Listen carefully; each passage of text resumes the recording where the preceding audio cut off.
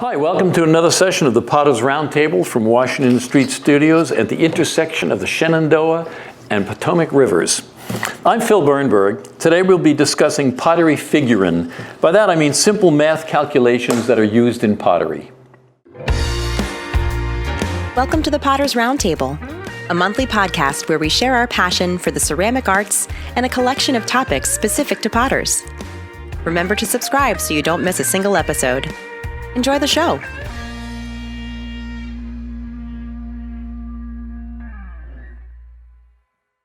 Okay, well last time we talked about pottery and the science of physics and how the physics worked for pottery. Today we're going to be discussing math, basically some simple calculations and rules that you can actually use for pottery. So one of the first things I wanted to bring up was the fact that to be aware of the fact that there are different units of measurement and that when you're doing calculations you have to be consistent. And the two systems that we basically run across are what we call the English system, which is what we are fairly commonly used here in the United States, and the metric system. So the English system for weights has pounds and ounces, and for distance it has feet and inches, and for temperature it generally uses degrees Fahrenheit. Whereas for the metric system we have kilograms, which is 1,000 grams, and grams, and meters and centimeters for distance, and temperatures now are given in degrees centigrade. And there are some simple conversions between the two. And these are some easy ones to remember or to use, is that 1 pound equals 453.6 grams.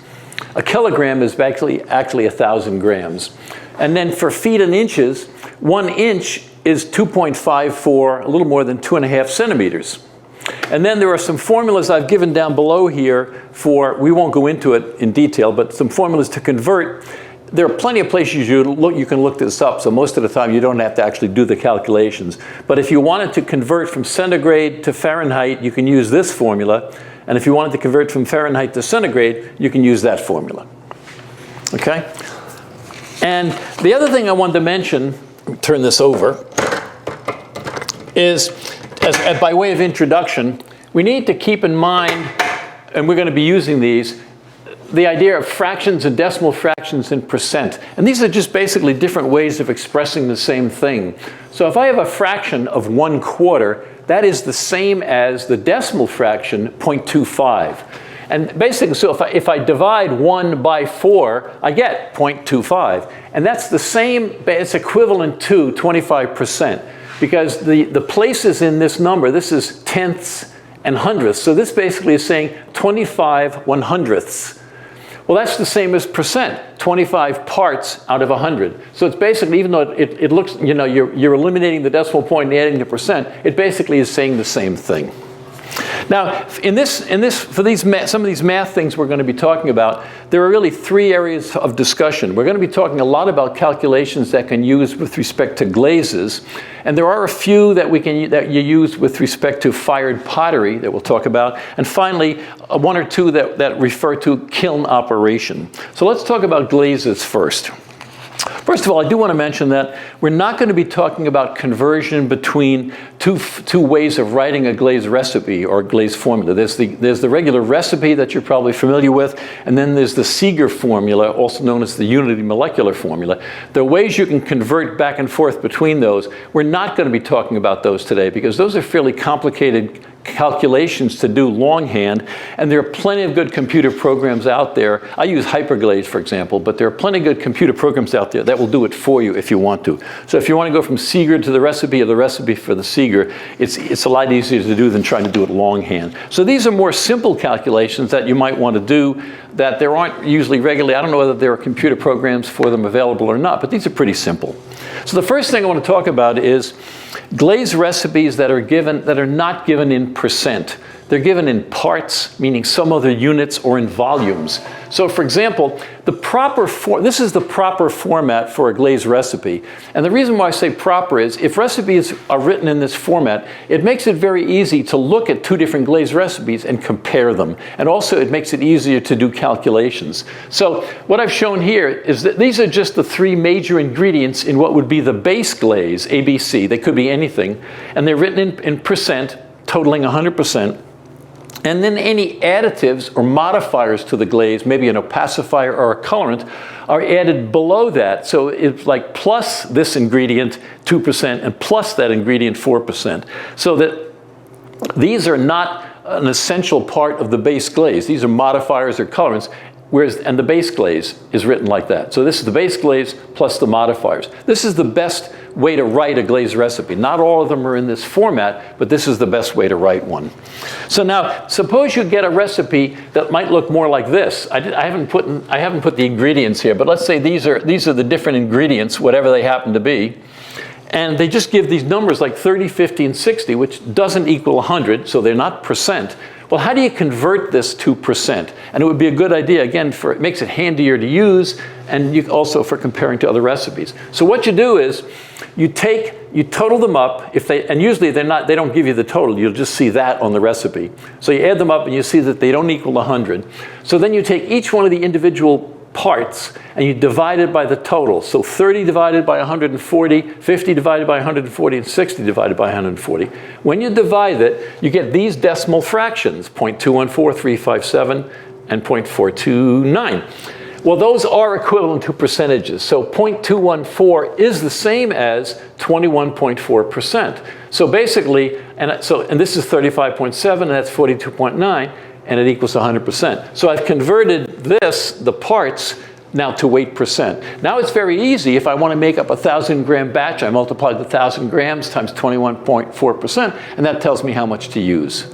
Now, there's nothing that says I can't make up a recipe, I can't make up a glaze using these numbers. I could weigh out 30 grams and 50 grams and 60 grams. It's not changing the way, but it's making it easier in terms of scaling it up and comparing it with other recipes. So this is a way of converting from parts to, usually in weight, to percent. Now suppose the recipe is given in volumes. Occasionally you'll see a recipe that will be like a cup of this and a half a cup of that. This is not a good way to show a glaze recipe. So how do you convert that to percent? Well, when you make up the glaze, go ahead and use the volumes that they say, but when you're measuring out each volume, also weigh it and record the weights. And then you'll end up with something that looks like this. They're not going to be percents, they're just going to be odd collection of weights for the individual volumes. And then you can go through this procedure and convert it to weight percent. Okay, so go ahead and use the volumes, but weigh them also at the same time. And the reason why, as an aside, the reason why you don't want to have a recipe by weights or by volumes is because one time a material might be very fluffy, and another source, for instance, of the same material might be very dense and heavy, so that the same volume could weigh different amounts at different times, depending on how fluffy the powder is or not. So that's a very inaccurate way of giving ingredients. Okay. Okay. Let's talk about now adjusting. I'm going to erase this, and I'm going to leave this up on the top, and we'll talk about doing some other calculations. So suppose you want to make up a glaze, and you have the recipe for the glaze, and you're looking down the list of ingredients, and you're checking your ingredients that you have, and you don't have enough of one of the ingredients. You have all the ingredients, but you don't have enough. So the question might be, well, if I use up all of this one ingredient, how much can I actually make, even though I don't have enough to make up the full recipe? And so how would you do it? Well, this is the way you do it. If I have, this is an example. This is an early Chinese recipe translated into different ingredients for a glaze. That's whiting, EPK, and silica. And the percentages are this: 30.4 and 36, equaling 100. And so now if I wanted to use these are percents, if I wanted to make up a 1,000-gram batch, then I'd be weighing out 336 grams and 304 grams and 360 grams, right? That would be the normal procedure to make. This would total 1,000 if I wanted to make up a 1,000-gram batch. But let's say for EPK, I only have 250 grams. I don't have, I'll put it over here. I only have 250 grams. I don't have 304 grams. So how much can I make up if I say, okay, I'm willing to use up my full 250 grams. How much glaze can I make? And this is an easy way to do it. So I take the amount that I have on hand, which is 250, that's how many I have, and I divide it by the actual amount that I'd like to have, or the amount needed, that's 304. And I get a number that looks like this, 0.822. So it says I roughly have 0.822, I only have a fraction, that's the fraction. I only have a fraction of the amount that I need. And then what I can do though is then I multiply this number by all the other numbers. So if this is the fraction that I have, I want the same fraction of all the other ingredients. So I can take 336 and multiply it times 0.822. And I can take 360 and multiply it times 0.822. And 336 times that is 276, and 360 is 296. And so I've used the same fraction to sort of reduce the quantities, and then my new recipe would look like this. My new recipe would be whiting 276 grams, 276, and EPK would be 250, that's the 250 I have, and then the silica would be 296. So my new total batch size would be 822 grams. And now if I do the percentages, if I divide these out by that, I get the same percentages I had before. If I divide 276 by 822, I get that. So I've kept the same percentages, but I've shrunk the size of the batch. And by doing this, it told me if I only have 250 of that, how much I need of the others to keep the same numbers. Okay, so that's a way. That way I can still make up the glaze and use it up, but I use up all of that, the reduced quantity. Okay. Okay. Let's talk a little bit about now substituting. I'm going to be doing a lot of writing on the board here. There are, by the way, if people are interested, we'll have a set of handouts that are available to go along with this. So you won't have to be copying all of this down. Let's talk about substituting ingredients in a glaze recipe. This is fairly common where the recipe might call for one particular ingredient and you don't have it, but you have something that's similar to it or useful enough that you want to substitute it. And in some cases, you can substitute it directly. Well, if the material is the same type of material, let's say potash feldspar, only you have a different kind of potash feldspar than what if the recipe calls for a specific type, in most cases, you can probably just directly substitute it, just use the new material. Now, there may be little changes in the color because of impurities or other things that you can adjust for. But in general, there is no big adjustment you have to make. The same way if the recipe specifies one type of ball clay and you have another type of ball clay, or the recipe specifies one type of kaolin and you have a different type of kaolin. In most cases, you can just directly substitute them. But what happens if the replacement that you have has a different formula, meaning a different composition than the material that you're trying to replace? Now you have to use molecular weights to calculate the amounts. And this is what we talked a little bit about when we were talking earlier about glazes. So basically, let's review quickly. What are atomic and molecular weights? Well, the atomic number of an element is the number of protons and neutrons in the nucleus. And the atomic number is basically what identifies that element. Okay? The atomic weight is the number of protons plus the number of neutrons in the nucleus. That's the atomic weight. And that's going to be pretty much unique. It'll be unique for every element.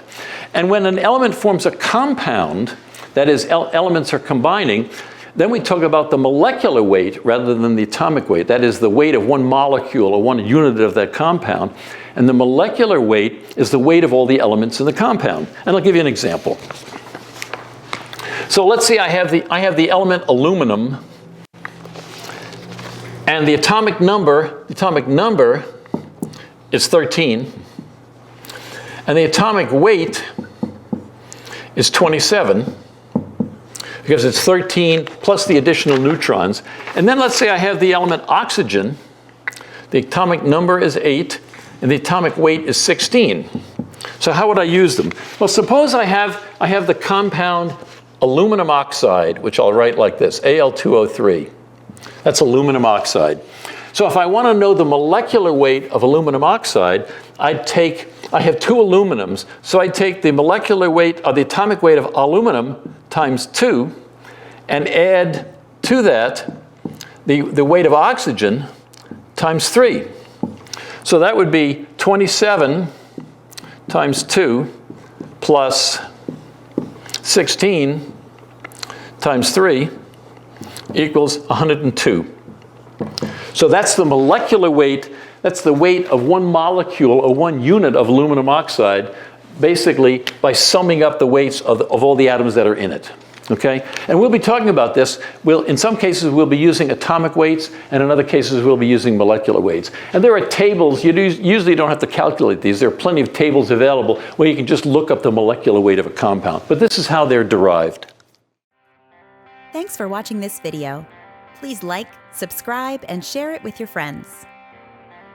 And consider becoming a patron of our channel. Visit www.patreon.com and search for the Potter's Roundtable. Any amount you give will support the creation of a digital library of educational videos and podcasts to support artists, potters, and educators now and into the future. If you would like more information about our membership studio, classes, events, and multimedia productions at Washington Street Studios, visit our website at www.hfclay.com. Okay, so let's look at an example of a simple substitution in a glaze recipe. And this is one that people you might want to do fairly often, and that is you want to substitute calcined kaolin for kaolin. And calcining, if you remember from our previous discussions, when you say something is calcined, it's usually a powder, and it means that it's been heated to bring about some kind of a chemical change. You haven't heated it enough to where it melts or it gets dense. You've just changed the chemistry a little bit by heating it up. It's kind of like baking the powder. So I want to take kaolin and replace it with calcined kaolin. And the reason why you do this is because if a glaze recipe has a lot of clay in it, a lot of kaolin, it's possible that, and because clay absorbs a lot of water, then when the glaze dries, the glaze may shrink a lot and it may crack, and it may also shrink enough where it starts to result in crawling. So if a glaze requires a lot of clay because of the chemistry, but somehow you want to reduce this fluffiness and this water absorption, if you replace it with calcined kaolin, the calcined kaolin, remember, is really not clay any longer. So it doesn't absorb water. It doesn't get soft and plastic the same way that the regular clay does. So it will prevent some of those problems with the shrinkage and the drying of the glaze. So it's a very common thing to do. You're not changing the chemistry of the glaze. You're just changing the form of the kaolin so that it doesn't cause those problems. So regular kaolin looks like this. This is the formula for kaolin. So that's a molecule of aluminum oxide, and this is 2 molecules of silica and 2 molecules of water. And remember, as we talked before, that in this case, the water is actually contained in the compound. It's part of the crystal structure. It's an important part. It doesn't mean that the clay is wet. The water is actually present in it. And calcined kaolin is this. And you're probably already guessing what it is. It's the same without the water. That's calcined kaolin. I've heated it up enough to drive off the water. This is one of the things that's happening when you're bisque firing. You're changing the kaolin to calcined kaolin. We're calling it calcined kaolin. It's no longer actually clay, but that's what we're calling it, okay? So suppose I want to replace the kaolin with calcined kaolin. And so this is the way I do it. I look at the recipe and I say how many grams of kaolin, I'll just abbreviate it K, how many grams of kaolin in the recipe do I need? And it'll say, 50 grams or whatever. And then I divide it by the molecular weight of kaolin. And what that gives me is the number of molecules of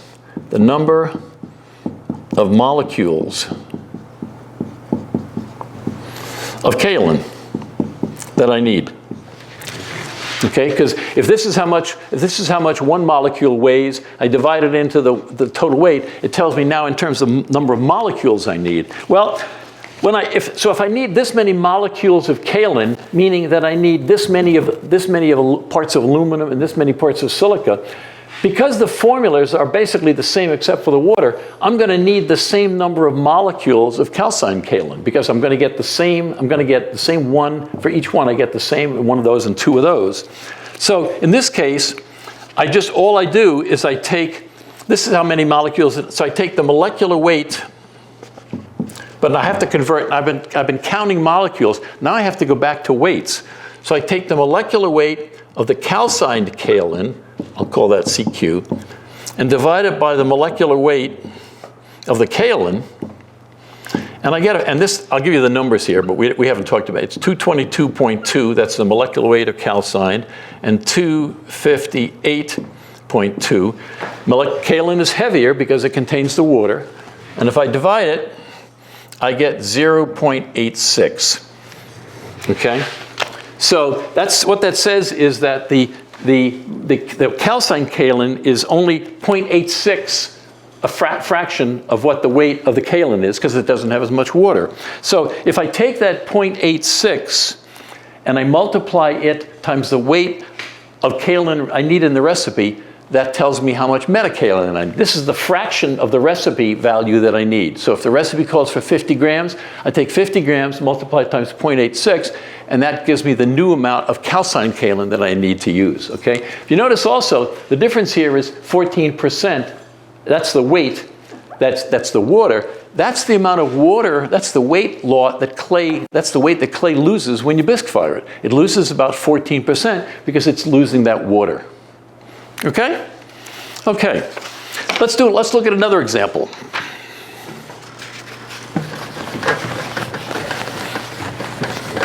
You're going to have a lot of little sections here where you can delete in the middle here then while I'm erasing the board. And I think I just pushed yep, I got to go to a different marker here. Okay. All right. So let's do another example. I want to replace copper oxide.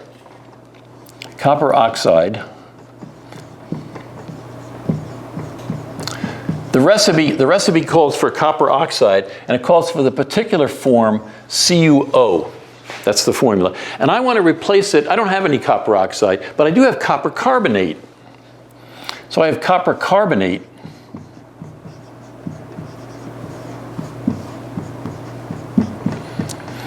And I can write the formula for that as CuCO3, copper carbonate. So I want to replace, I want to use my copper carbonate and replace the copper oxide. So I do the same thing. I take the number of grams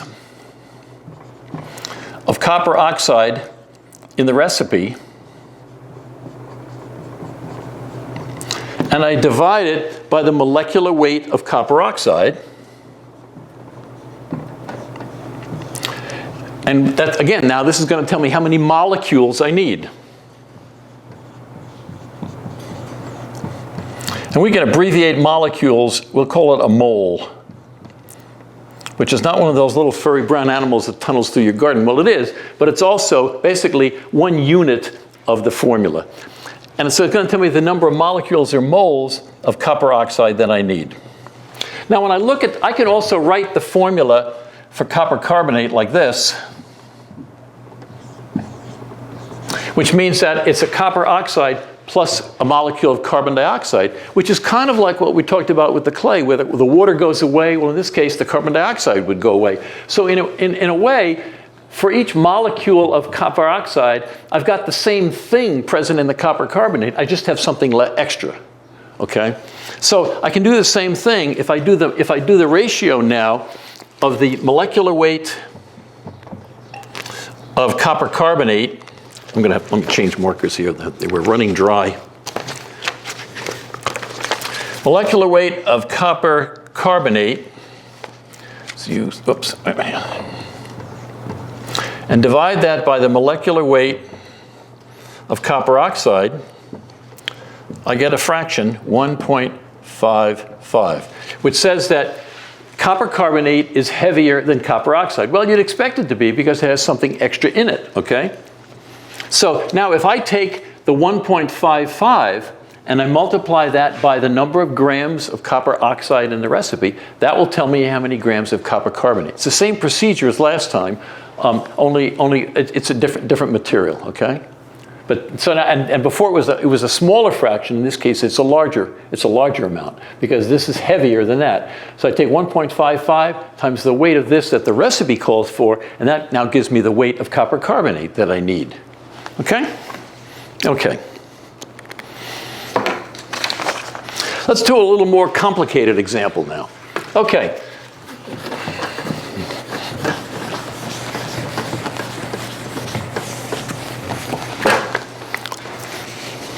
I'm getting a signal from my partner here that we're running a little long, so this is probably going to be a multiple part discussion on math today. So let's talk about another one here, a little more complicated thinking behind it. I want to replace copper oxide. Oh, that's the bad end of the marker. I want to replace copper oxide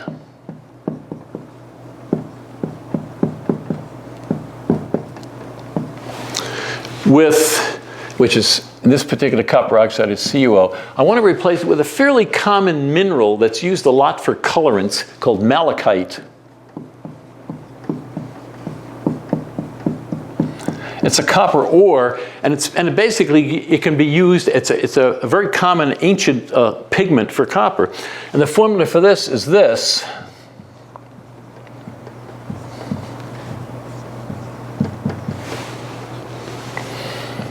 So what it says is the malachite is a combination of copper carbonate and copper hydroxide.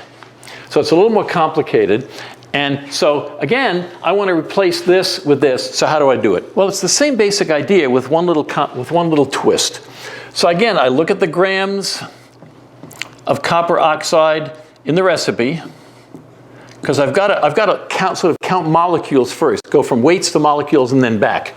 So I look at copper oxide in the recipe, and I divide it by the molecular weight of copper oxide. And again, I get moles of copper oxide. How many molecules of copper oxide? Now, in this case, if I'm going to substitute it with this, when I put a mole or 1 unit of this, I'm getting 2 coppers instead of just 1 copper. So I've got to compensate for that. So now, when I replace this with this, I'm only going to use half of this number, because I'm getting 2 for every one of these. It's not 1 for 1. So I'm only going to take the number of moles of copper oxide, and when I change it to malachite, I'm only going to use half that number. So that gives me the half of that. Now this gives me the number of moles of malachite. And the way I actually do it is, so now I take the molecular weight of malachite, and I divide it by 2, because I only want half of it. And now I divide that by the molecular weight of copper oxide to get my fraction again, and I get 1.39. So I'll take 1.39 and multiply that times the original number of grams in the recipe, and that tell me how many grams of malachite. The trick here was, because this didn't contain the same number of coppers, I had to add in that half. I had to divide it by 2. We hope that so far this discussion has been useful, and in case this has been a lot of information in a short period of time, so if you'd like to at least hear it again, you can go to listen to it on our podcast. Just search for the Potter's Roundtable on your favorite podcast platform. And also, if you enjoyed the presentation, please like it and subscribe to our channel and share it with your friends and other potters. This helps our videos get found. If you didn't like it, tell us why. Maybe we can do better next time. Okay? Also, check out our website, www.hfclay.com. Well, we really want to thank our patrons for supporting our educational efforts. And if you'd like to help us, consider becoming a patron. Go to patreon.com and look for the Potter's Roundtable. We have 5 options, 5 different patronage levels that you could subscribe to. And we decided, instead of naming them the typical gold, silver, bronze, platinum, we decided to give them clay names. So the first level we have is what we're calling a clay patron, and that's for $1 a month. And in exchange, you get recognition on our patron appreciation page in all of our videos. The second level that we have, we're calling a bisque level, which is $5 a month. And again, you get the recognition, plus you get a Potter's Roundtable sticker that you can put on your laptop or wherever you like, or on your forehead. Looks like this. The third level that we have is called the earthenware level. That's $10 a month. You get all the previous benefits, plus you get a transcript of any available episode that we have every month, a transcript of the presentations. The stoneware level is the next one. That's for $20 a month. You get all the previous benefits, plus you get one of our Potter's Roundtable t-shirts that looks like this. And the final level that we have is what we're calling the porcelain patron level, which is for $50 a month. And again, you get all the previous benefits. You also get a handmade by Dennis, one of our founding members here, a handmade Potter's Roundtable mug. So the next topic in this series will be the continuation of this math discussion. Thank you for visiting with us today. The Potter's Roundtable is brought to you by Washington Street Studios and our patrons. If you enjoy the show, please subscribe, give us a 5-star review, and tell your friends. If you want to learn more about Washington Street Studios and shared studio memberships, please visit our website at www.hfclay.com. Thank you, and we'll see you again next time on the Potter's Roundtable.